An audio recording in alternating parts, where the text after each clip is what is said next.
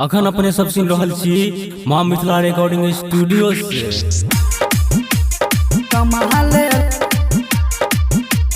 कमाले लगबै जब बही बाल कहिया से पाउडर क्रीमिया लगाही लेलिए आँख में गजरा सजाही लेलिए पाउडर क्रीमिया लगाही लेलिए आँख में गजरा सजाही लेलिए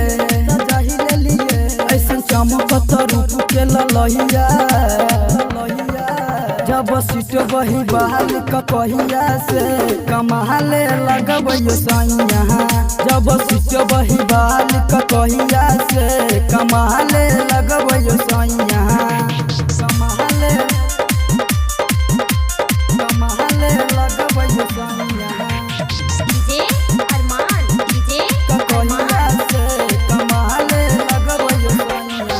चमक लगबै एना जेना जैसे चमकई सोना यो औ नहे सट पजरिया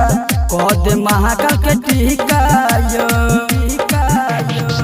चमके लगबै एना जेना जैसे चमकई सोना यो औ नहे सट पजरिया कह दे महाकाल के टीका यो गम गली में हेतै बरैया जब सीट बही बाल कहिया से कमाले लगबै सैया जब सीट बही बाल कहिया से कमाले लगबै सैया कमाले लगबै सैया बही बाल कहिया से कमाले लगबै असही हरदम के सफिया सब कुछ चहलू झाड़ के रटर शंभू मुहबा जैसन रूप रखब संभार के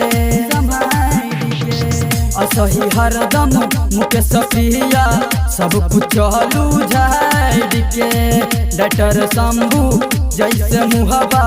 रखब सब दिन संभार के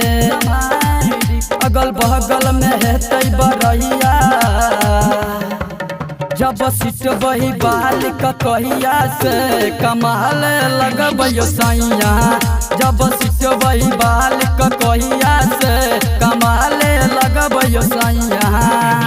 पाउडर क्रीमिया लगाई लेलिए आँख में गजरा सजाई लेलिए जैसन चमकत रूप के ललहिया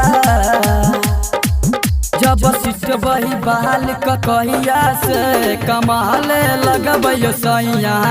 जब सीट बही बाल कहिया से कमाले लगबै सैया। प्रेजेंटेड बाय माँ मिथिला म्यूजिक।